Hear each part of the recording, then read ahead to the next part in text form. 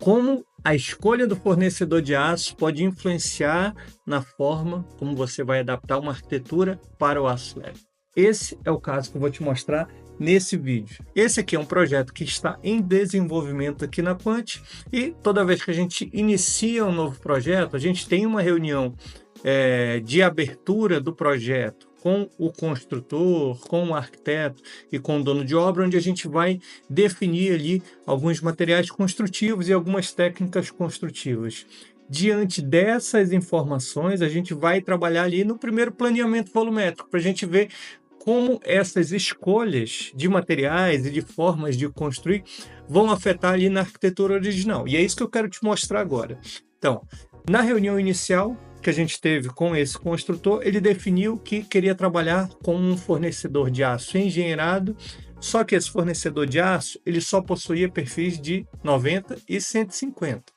O que acontece? Isso causa alguma limitação na questão de eu não poder desenvolver alguns projetos com esse fornecedor? Não, mas isso muda consideravelmente a nossa forma de projetar. Por quê?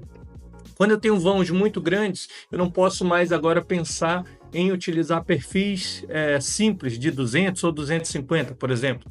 Nesse caso, eu já tenho que recorrer a estruturas treliçadas. Então, acaba que a gente ocupa, ou seja, gasta um pouco mais do pé direito, e isso acaba influenciando em algumas situações aqui na adaptação do projeto de arquitetura. Bom, deixa eu te explicar melhor como que é esse projeto. Aqui, ele tem aqui uma varanda aqui com essa zona aqui bem aberta, então assim, tem umas características aqui do projeto que são muito interessantes para a gente estudar e entender um pouco melhor o comportamento de uma estrutura em aço leve. Deixa eu te mostrar aqui o passo a passo.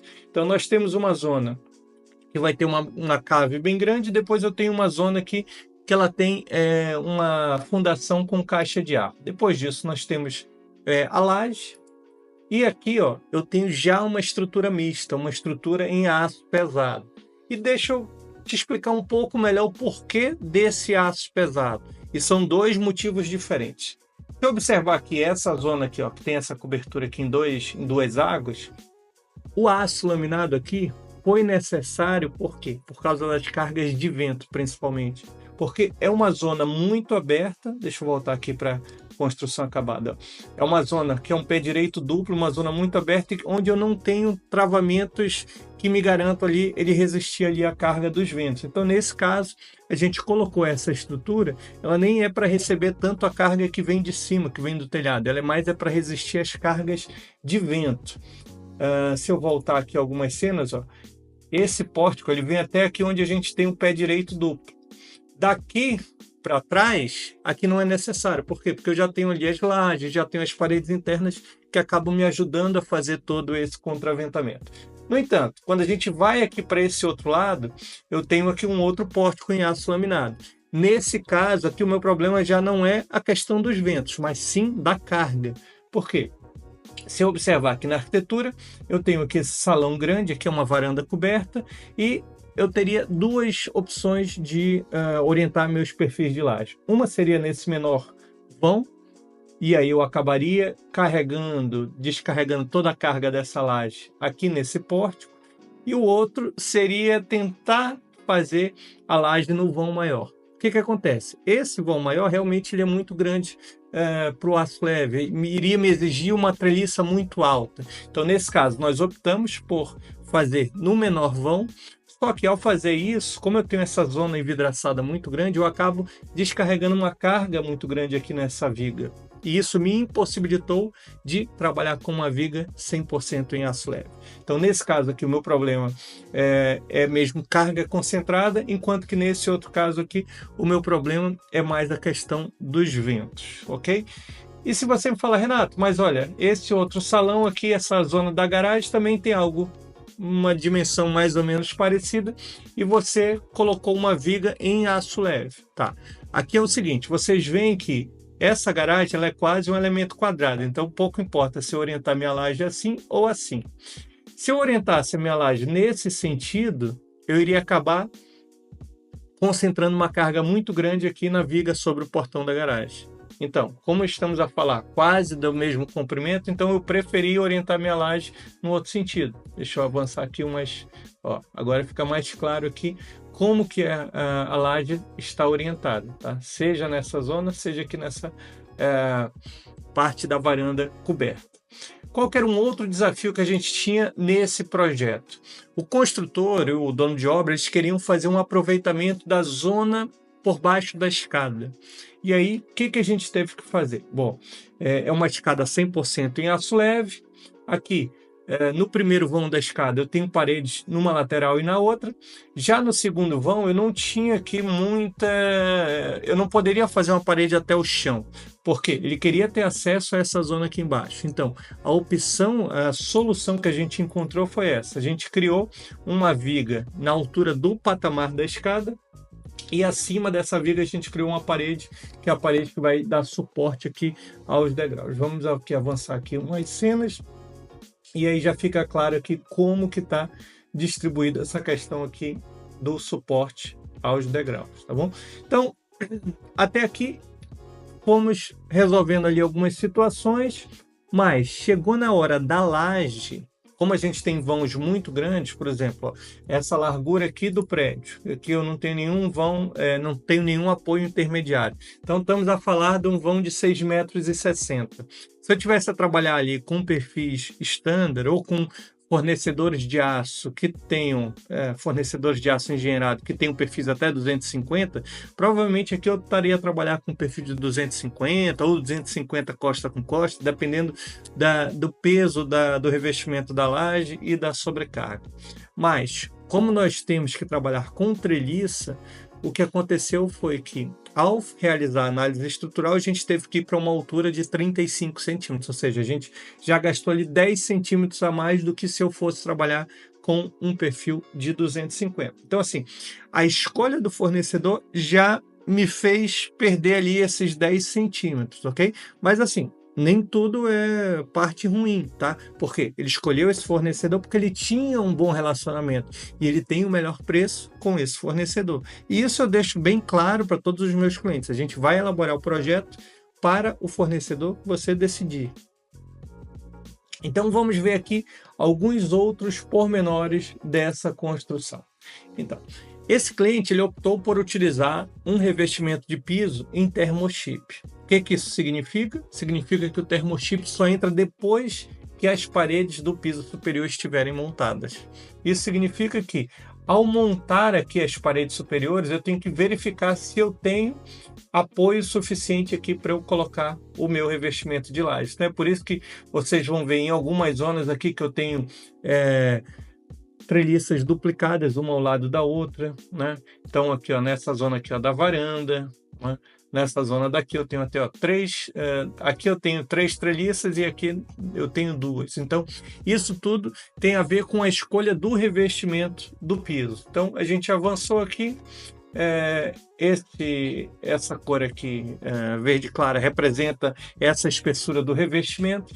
Depois a gente tem mais uma betonilha em cima, por quê? Porque esse cliente ele quer mais piso radiante. Então isso também influenciou para que a minha estrutura da laje tivesse 35 centímetros, né? Não é só questão do vão, mas sim também do peso que vai ser descarregado ali. Então estamos a falar de um revestimento em termochip, que já tem um peso considerável, mais uma betonilha para colocação do sistema de piso radiante hidráulico. Então, tudo isso influenciou. E ao definir todas essas camadas, eu também tenho que saber ali que os meus vãos de porta e janela também tem que serem adicionados a essas espessuras do termochip 64 milímetros e do betonilha de 60 milímetros nesse caso. Então, se eu voltar aqui algumas cenas, aqui, ó, se eu medir aqui no aço, eu tenho aqui um vão de 2,169. Ok. Mas depois que eu tenho aqui, ó, o meu vão acabado, essa aqui é uma porta interna de 2 metros. Então, é isso aqui que a gente consegue ir ajustando para que eu tenha uma porta de 2 metros de altura. Eu tive que fazer aquele vão com 200 e qualquer coisa, entendeu? Então, tudo isso é levado em consideração na hora da gente poder fazer essa adaptação da arquitetura para o aço leve. Vamos ver aqui mais alguns outros pormenores da solução estrutural. Então, ó, a cobertura nós definimos trabalhar dessa forma. Então, a gente vai ter aqui algumas vigas inclinadas e nessas vigas inclinadas depois serão fixados os painéis de cobertura. Essa aqui é a solução. Vocês estão vendo isso aqui aberto? Isso aqui ainda vão entrar aqui alguns painéisinhos, mas enfim, a solução encontrada foi essa. Renato, então conseguiu fazer a adaptação da arquitetura sem descaracterizar nada? Não, não conseguimos. Por quê? Porque na arquitetura original, o arquiteto queria uma porta aqui, uma sacada, uma zona envidraçada de 2,40 m. Só que o que foi acontecendo? Quando a gente foi colocando aqui a altura da laje, né? A altura do reforço de cabeceira em cima da porta e janela, a altura da caixa de história, isso foi diminuindo a altura que a gente tinha ali, a parte livre que a gente tinha para a zona envidraçada. Então, nesses casos, o que a gente faz é uma conta inversa. Por quê? A cota do piso superior, isso não muda, está lá definida pelo arquiteto. A cota do piso inferior também não muda. Então, a gente tem que ver, nesses intervalos, o que eu tenho disponível. Então, se eu vier aqui, ó, de cima para baixo, eu tenho lá do piso superior 15 milímetros de revestimento de piso, mais 60 milímetros de betonilha, mais 64 milímetros de termochip, mais 350 milímetros de treliça, para depois vir a altura do meu painel de parede que sobrou. E quando eu tenho uma porta ou uma janela, foi calculado que o mínimo que eu precisaria aqui para um reforço sobre porta ou janela seria 150 milímetros. Então, eu tenho que descontar esses 150.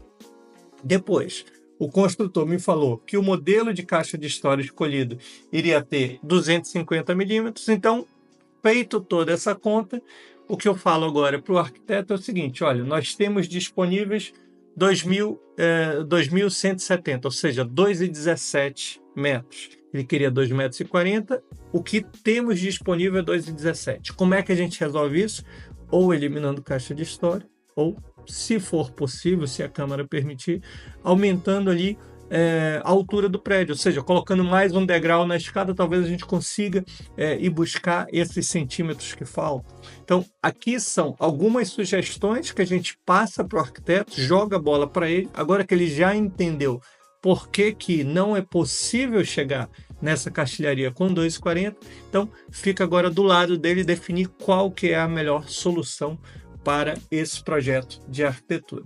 Então, é isso aqui que a gente pegou, fez esse projeto recente. Nesse momento, a gente está agora aguardando a aprovação pela parte do cliente, pela parte do arquiteto, para eles avaliarem, ver qual que vão ser as alterações sugeridas que eles vão concordar e quais são as outras que eles vão sugerir novas soluções.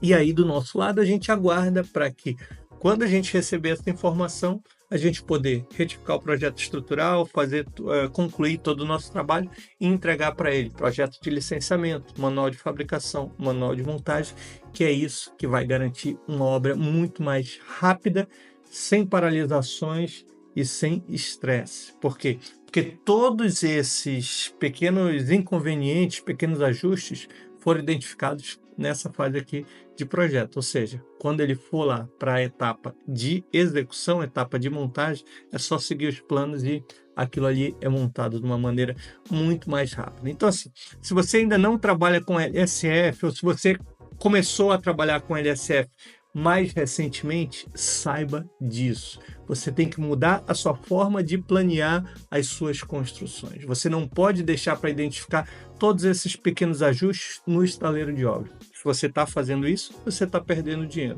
Agora, se você quer aprender como fazer essas etapas todas aqui, como identificar todos esses erros, o que eu te convido? Venha no site da Quant, venha conhecer o curso Pensar em LSF, feito para projetistas, arquitetos, engenheiros de estabilidade, ou então venha para o curso Construir em LSF, que vai te dar todo o embasamento técnico, teórico, e a gente ainda tem mais 2 dias de prática aqui no Centro de Formação em Leiria. Tá bom, pessoal? Então é isso e até o nosso próximo projeto.